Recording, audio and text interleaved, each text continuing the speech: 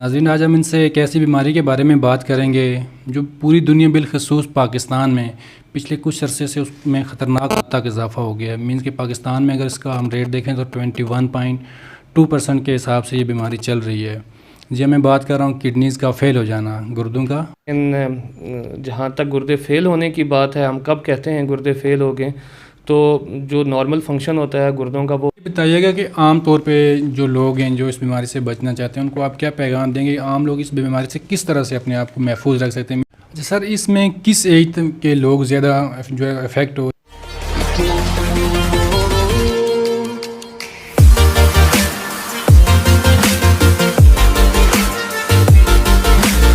अस्सलाम वालेकुम नाज़रीन, मैं हूं आकिब फ़ारूक और आज हम मौजूद हैं मुज़फ़्फ़राबाद में। हमारे साथ मौजूद हैं डॉक्टर फ़ारूक साहब।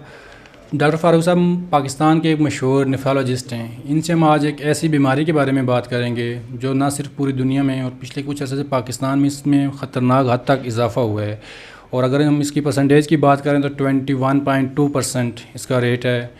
जी हाँ, मैं बात कर रहा हूँ गुर्दों के फ़ेल होने की। तो आज हम डॉक्टर साहब से बात करेंगे, इनसे पूछेंगे कि ये बीमारी क्या है और इससे कैसे बचा जा सकता है। अस्सलाम वालेकुम सर। वालेकुम सलाम जी। सर, आपका बहुत शुक्रिया, आपने हमें टाइम दिया। आपका बहुत शुक्रिया, आपने वक्त निकाला। सर, सबसे पहले हमें बताइएगा कि ये नेफ्रोलॉजी क्या है? नेफ्रोलॉजी जो है, हाँ, ये सवाल बहुत ज़्यादा लोग मुझसे भी पूछते हैं कि ये नेफ्रोलॉजिस्ट होता क्या है, और चूँकि ये फ़ील्ड भी थोड़ी सी नई है। और नेफ्रोलॉजी बेसिकली वो फील्ड है जिसके अंदर हम ऐसे मरीज़ों को देखते हैं जिसके या तो गुर्दे के टेस्ट ख़राब हों, टेस्ट जो होता है वो यूरिया और क्रिएटिनिन का टेस्ट होता है, या तो वो ख़राब हों, या जिस्म के अंदर नमकियात का किसी भी तनासब से कोई मसला हो, जैसे सोडियम, पोटाशियम, किसी भी तरह का, कैल्शियम, यूरिक एसिड, इस किस्म का मसला हो, या मरीज़ जो है उसके गुर्दे का फ़िल्टर ख़राब हो जिसकी वजह से उसके पैरों के ऊपर, हाथों के ऊपर या आँखों के नीचे सूजन आने लग जाए, या बार बार पेशाब की इन्फेक्शन हो। ऐसे मरीज़ों वो ऐसी फील्ड है गुर्दों की जिसमें आप दवाई के ज़रिए ऐसे मर्ज़ों का इलाज करते हैं और ऑपरेशन के बगैर करते हैं। अच्छा सर, आमतौर पे लोग कंफ्यूज हो जाते हैं कि नेफ्रोलॉजिस्ट और यूरोलॉजिस्ट में, तो सर हमें बताइएगा नेफ्रोलॉजिस्ट और यूरोलॉजिस्ट में क्या फ़र्क है? जी, यूरोलॉजिस्ट बेसिकली गुर्दों और मसाने का ही होता है, फील्ड है, लेकिन वो सर्जरी वाली फील्ड है। जैसे जनरल सर्जन होता है और वो सर्जरी वाली फील्ड होता है, और मेडिकल स्पेशलिस्ट दवाइयों वाला होता है। इसी तरह गुर्दों का मेडिकल स्पेशलिस्ट जो है वो नेफ्रोलॉजिस्ट होता है, और गुर्दों का जो सर्जन है वो यूरोलॉजिस्ट होता है। अच्छा, हो गया। सर हमें बताइएगा कि ये गुर्दों का फ़ेल हो जाना ये क्या है, इसकी क्या वजह और गुर्दे क्यों फ़ेल हो जाते हैं? गुर्दे का फ़ेल होने का मतलब ये है कि गुर्दे अपना काम नहीं कर रहे, और गुर्दों का काम ये होता है कि वो जिस्म से फाजल मादा का इखराज करे और जिस्म में नमकियात का एक ख़ास तनासब रखे, जिस्म के अंदर तेज़ाब को ना बनने दे। और जब ये काम नहीं होता और जिस्म के अंदर फाजल मादा बढ़ने लग जाता है तो वो जिस्म के मुख्तलिफ़ हिस्सों पे असरअंदाज होना शुरू हो जाता है, जिसकी वजह से मरीज़ का होश ख़राब हो जाता है, सांस ख़राब हो जाता है, मैदा ख़राब हो जाता है, उल्टियाँ होती हैं, ख़ारिश होती है, हिचकी होती है, पेशाब कम हो जाता है, और उसके अंदर ये फाजल मादा बढ़ने से इस किस्म के अलामात आने लग जाती हैं, और उसको हम फिर कहते हैं कि गुर्दे ख़राब हो गए। अच्छा सर, हमें बताइएगा कि गुर्दे फ़ेल होने की मेन वजह क्या है और कौन कौन सी ऐसी बीमारियां हैं, कौन कौन सी ऐसी चीज़ें हैं जिनकी वजह से ये गुर्दे जो है वो फ़ेल हो जाते हैं? हमारे यहाँ जो ज़्यादा कॉमन है गुर्दे फेल होने की वजह वो शुगर है। शुगर दुनिया में भी नंबर 1 कॉज़ है गुर्दे ख़राब होने का, और हमारे यहाँ भी हमारी जो डाइट है, हमारा जो लाइफस्टाइल है, और जिस किस्म की हम खुराक इस्तेमाल करते हैं, फिर जो सेहत की तरफ हमारा रुझान है वो भी कोई बहुत अच्छा नहीं है। हम दवाइयाँ नहीं इस्तेमाल करते और हम कोशिश करते हैं कि जो चीज़ इग्नोर हो सके करें।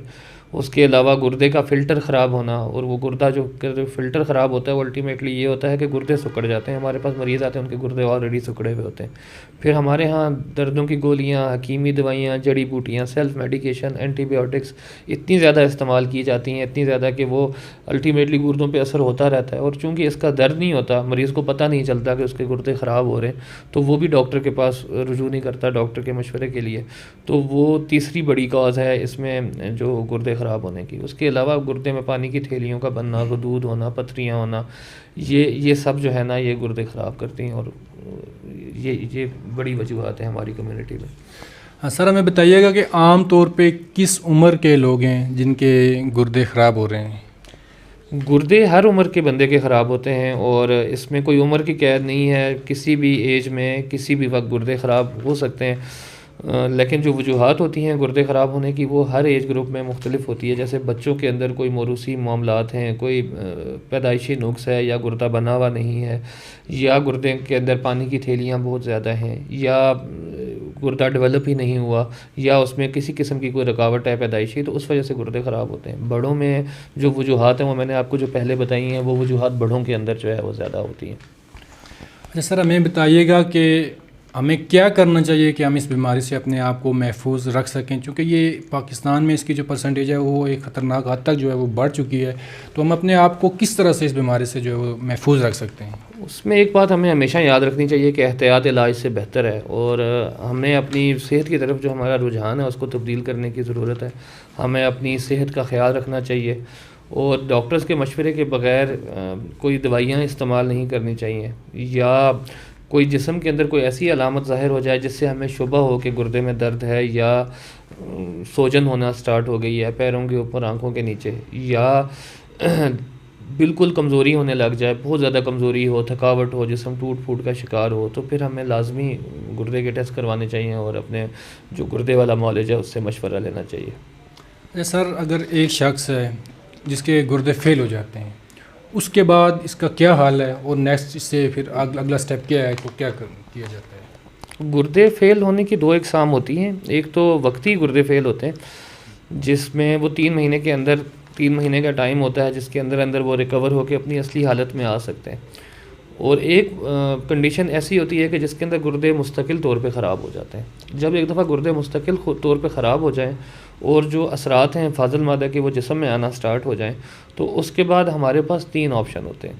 एक ऑप्शन ये होता है कि हम खून वाला डायलिसिस करवाएं, जो कि डायलिसिस मशीन के ज़रिए होता है, जिससे आप सब वाकिफ़ हैं, और उसको हीमोडायलिसिस कहते हैं। उसके अंदर हम मरीज़ के जो खून है उसको हम एक आर्टिफिशियल किडनी के ज़रिए से उसके थ्रू गुजारते हैं, और उसमें वो खून की सफाई होती है और जो साफ़ ब्लड है हम वापस जिस्म में भेज देते हैं।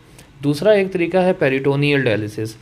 इसमें हम ये करते हैं कि हम नलकी जो है वो एक पेट में लगा देते हैं, जैसे पेशाब की नलकी होती है वैसे ही एक पेट में हम नलकी लगा देते हैं, और उस नलकी के ज़रिए हम पेट को पानी से भर देते हैं, जो एक ख़ास किस्म का पानी होता है।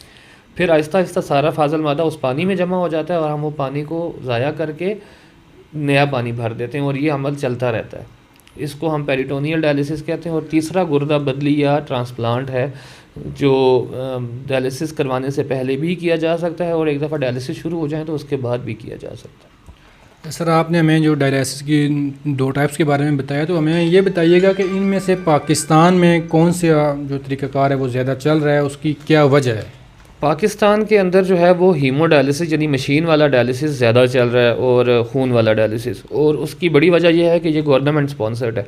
गवर्नमेंट जो है वो सरकारी अस्पतालों को, जैसे हमारे अम्पोर अस्पताल में भी हुकूमत खतीर रकम एक जो है खर्च कर रही है इन मशीनों के ऊपर और इसके अंदर जो चीज़ें यूज़ होती हैं उसके ऊपर। इसी तरह पाकिस्तान के हर शहर के अंदर है, और इसका जो मटेरियल है वो भी यहाँ पे इजीली अवेलेबल है, क्योंकि बहुत अरसे से ये प्रैक्टिस हो रही है, तो ये ज़्यादा रुझान इसी तरफ है। पेट वाला डायलिसिस कोई पाकिस्तान के अंदर गालबन 100 के करीब होंगे, बहुत ज़्यादा हुए ऐसे मरीज़ हैं जो पूरे पाकिस्तान के अंदर रजिस्टर्ड हैं और जो पेट वाला डायलिसिस करवा रहे हैं। उसकी एक बड़ी वजह यह है कि एक तो गवर्नमेंट स्पॉन्सर्ड नहीं है, दूसरा जो फ्लूइड या पानी जिसके ज़रिए डायलिसिस होता है वो यहाँ पे अवेलेबल नहीं है, वो बाहर से मंगवाना पड़ता है। तीसरा उसकी कॉस्ट है वो थोड़ा सा महंगा पड़ता है हीमोडायलिसिस की निस्बत, और गवर्नमेंट सपोर्ट भी नहीं कर रही, तो ये एक बड़ी वजह है कि जिसकी वजह से ये यहाँ पे पेरिटोनियल डायलिसिस कम है। बहुत शुक्रिया सर, आपने हमें टाइम दिया और हमारे साथ ये मालूमात शेयर की। बहुत शुक्रिया आपका। बहुत